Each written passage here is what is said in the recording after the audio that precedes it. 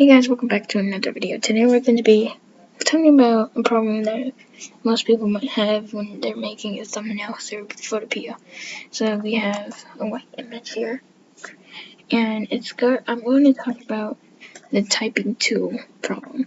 So let's say I said this need to for my thumbnail. You could see that it doesn't show up in that, and you might ask, how do I fix it? So, which you might be here for a reason. So all you have to do is just move it here. It might not show up here, so type your thing up here and just put it there, and you will see it.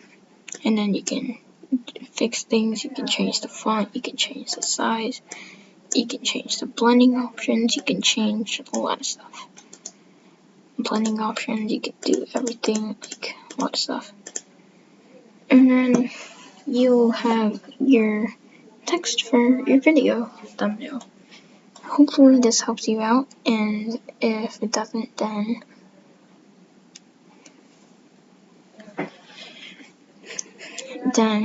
let me know in the comment section down below. If it did, leave a like and subscribe, and I'll see you in the next video. Goodbye.